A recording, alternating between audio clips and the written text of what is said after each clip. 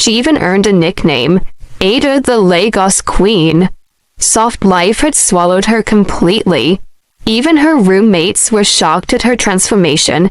She had become bigger than the people who trained her. This story begins on a hot Monday morning in Lagos. The sun was already angry, even though it was just 8 a.m. Ada, a 100-level girl, stood outside her hostel gate holding her small nylon bag of gari like it was gold. She looked hungry, tired, and confused about life. School had only started 2 months ago, but Lagos had already shown her pepper. She came from a humble home, and school fees alone had already shaken the whole village. Her father even sold his old motorcycle just to pay her acceptance fee. Her mother was praying every morning like she was fighting invisible enemies. Ada promised them she would make them proud, but she didn't know she was about to enter a world that would test every promise she ever made. Ada lived in a 4-man hostel room called Room 2B, the Queen's quarters. She didn't know the queens inside the room were not queens by birth, but queens by coded runs work. When she first entered the room, the first thing she noticed was the smell. Not a bad smell, but the mixture of expensive perfumes that attack your chest.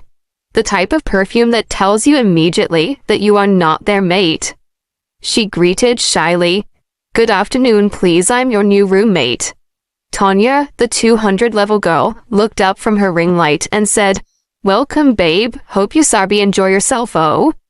Ada smiled politely, even though she had no idea what that meant. Bissy, the 300-level one, was on a video call with someone calling her sweetheart. Sandra, the 400-level lady, just winked at Ada like she knew something Ada didn't know. That night, Ada saw something strange. Around 9 p.m., all 3 girls started dressing up like they were going for a red carpet event. Wigs, makeup, heels. The perfume attack again. Ada sat on her bed like a church mouse watching them. Tanya asked her, "You know they go out?"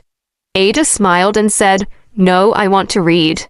Sandra laughed so hard her wig almost fell. "Oh, new students and reading. So cute." Ada didn't understand the joke, so she just carried her textbook and pretended not to feel embarrassed. When the girls left, Ada finally breathed fresh air again. She looked at her cracked techno phone and whispered, "One day, I will buy my own iPhone." But she didn't know that her wish would drag her into something dark. Days passed, and her roommates continued their soft life. New clothes every week, new wigs, small chops everywhere. And their phones? They kept upgrading as if Apple was sponsoring them personally.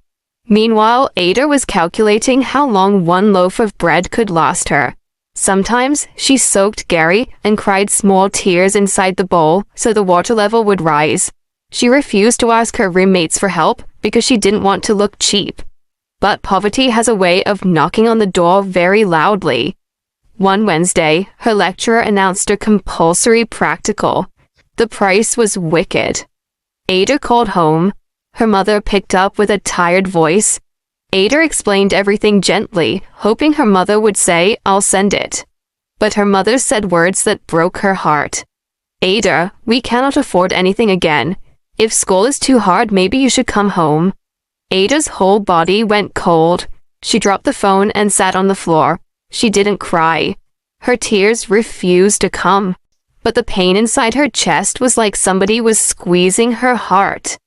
That night, while her roommates were doing makeup again, Ada finally spoke. She swallowed her pride like a bitter tablet. She stood up and faced them with shaky hands. "Please, I need help. Teach me what you girls are doing." The room became silent. Sandra slowly closed her makeup box. Bissy paused her music. Tanya smiled like she had been waiting for this moment. "Welcome, Ada. Welcome to the life that will change you forever." That same night, Ada sat on her bed while her roommates formed a small circle around her like they were holding a village meeting. Tanya crossed her legs and said, "First of all, babe, soft life no hard. You just need to learn the rules." Ada swallowed hard because even the rules sounded expensive. Sandra brought out a small notebook and said, "Welcome to orientation class." Ada wanted to laugh, but fear held her throat like handcuffs. The first thing they taught her was dressing. No more big skirts, no more rough eyebrows. Men know they like struggle fashion. Ada looked at her own clothes stacked in the corner like old Akara nylon. She sighed a small sigh. The girls told her she would start with small outings. Nothing heavy yet.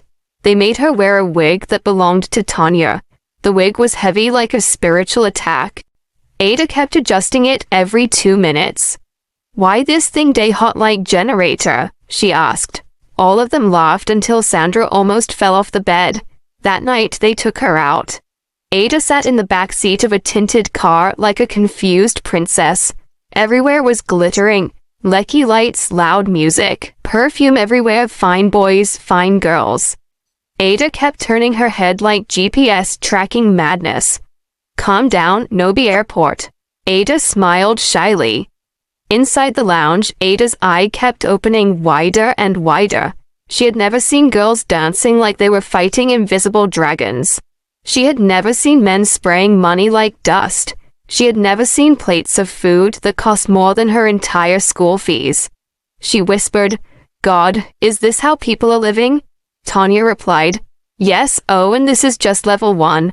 A man approached them. He greeted the older girls, then turned to Ada. "This one is new?" he asked. Ada felt her heart jump small jump. She didn't know whether to smile or pray.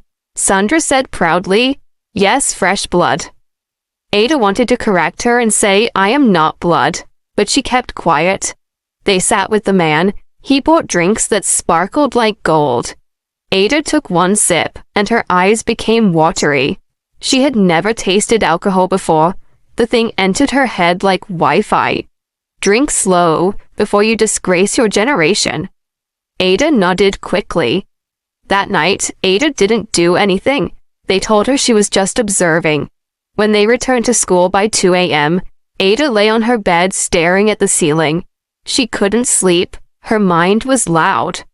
So this is how people make money. This is how they buy iPhones. This is how they pay for everything without stress. The next weekend, they took her out again. This time, Ada dressed better. She even used lip gloss like a professional slay queen. Her confidence grew small. The men noticed her. Her roommates saw it and smiled secretly. She was marketable. Soon, Ada started getting attention. Men bought her food. Men bought her a wig. Men bought her a small bag.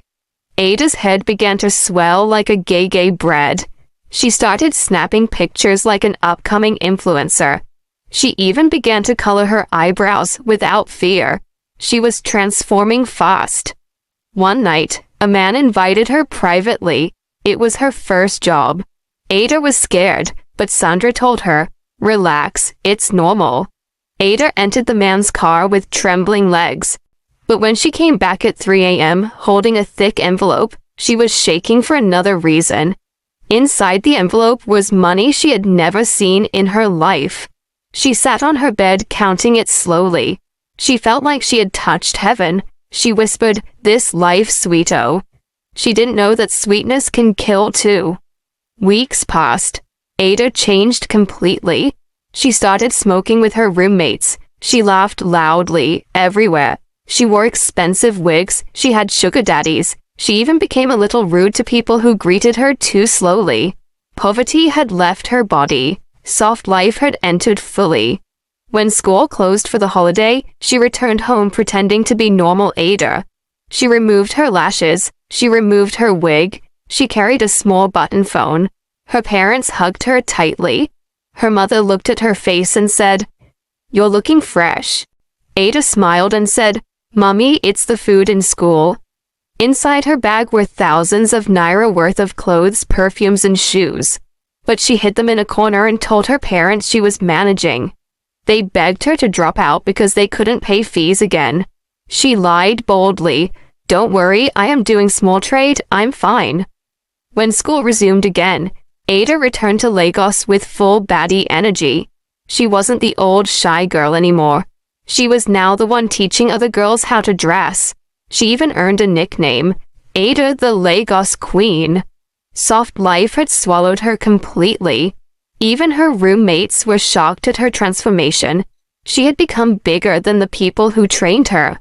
One night, after a wild outing, Ada felt a small pain in her stomach. She ignored it. She had bigger things to do, money to make, men to see, life to enjoy. She didn't know that tiny pain was the beginning of her downfall.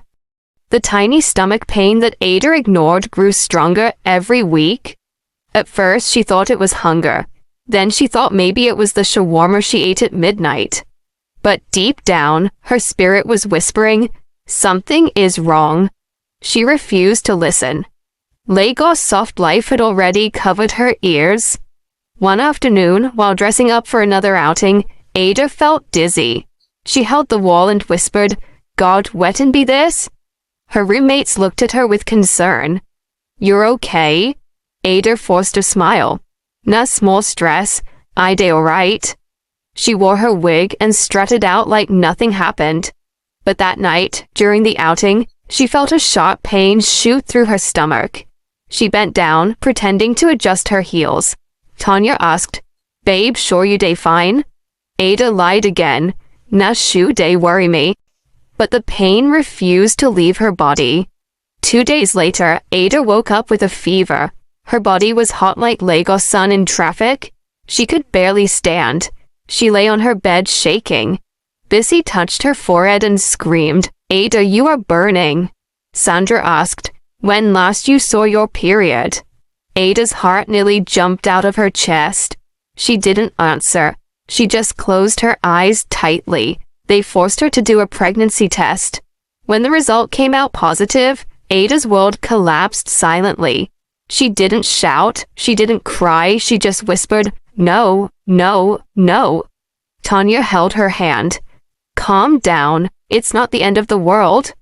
But Ada felt like the world had already ended. Ada didn't want her parents to find out. She didn't want anyone to know she had been living a double life. She begged her roommates to help her solve it quietly. They hesitated. She was already looking weak, but Ada insisted stubbornly. She kept saying, "I will be fine. I need to finish school. I can't let this stop me." That fear pushed her into a decision that would destroy her completely. They connected her to a woman who handled coded things. Ada didn't know the woman was careless and unlicensed. She didn't know her life was about to enter danger. She just wanted everything to disappear. She wanted to keep enjoying SoftLife and finish final year. She didn't want shame. Shame is what pushed her into hell. The procedure was done in a small, dark room. The woman said, "Don't worry, you'll be fine by tomorrow." Ada believed her. But that night, Ada started bleeding heavily. At first, she thought it would stop. But it didn't. The pain was stronger than anything she had ever felt. She screamed. She cried. She begged her roommates to help her. Her roommates panicked. They rushed her to a private clinic. The nurse looked at Ada's condition and shouted for the doctor. The doctor came in, checked her, and his face changed immediately. "Why didn't you come earlier?" Nobody answered. Ada just lay there crying silently. She wasn't crying from pain. She was crying from fear. Fear of dying. Fear of facing her parents. Fear of facing herself. The doctor said she had a serious infection, a dangerous one. He said she might lose her womb. Ada cried a loud cry. She held Sandra's hand and begged, "Please don't let me die." Sandra cried too. All the roommates cried. The SoftLife confidence disappeared instantly. Ada stayed in the hospital for weeks. She missed her project deadline. She missed her final exams. She missed her defense. She missed everything. The school removed her name from the graduation list, just like that. 4 years gone, future gone, dreams scattered like sand. Her roommates graduated. They wore their gowns. They took pictures. They posted on Instagram. Ada watched them from her hospital bed. She felt empty. She felt alone. She felt foolish. She felt like life had slapped her too hard. When Ada was finally strong enough to go home, she couldn't hide the truth anymore. She stood before her mother with trembling legs. Her mother looked at her daughter's skinny face and tired eyes. "Ada, what happened to you?" Ada broke down. She cried like a baby. She told her everything, every lie, every night out, every sugar daddy, every pregnancy, every mistake. Her mother sat on the floor with both hands on her head. "Ada, you have broken my heart." Ada cried harder. She knelt down and held her mother's legs. "Mummy, I am sorry. I wanted to help. I was afraid." Her mother carried her and hugged her tightly. That night, Ada sat outside the house looking at the stars. She whispered to herself, "If I had known, if I had just stayed patient." She finally understood that soft life is not always soft. Sometimes it has hidden knives. Ada didn't die, but she lived with the pain, the lesson, and the scar. She promised herself she would rise again slowly, not through shortcuts, not through lies, but through real hard work. She knew it would be hard, but she also knew one thing for sure. Life had given her a second chance, and she wasn't ready to waste it. I hope you've learned a lot from this story. If you did, please share your thoughts in the comment section, and please don't forget to like the story, do not forget to share, and please do not forget to subscribe to our channel. Thank you so much, and see you in my next video.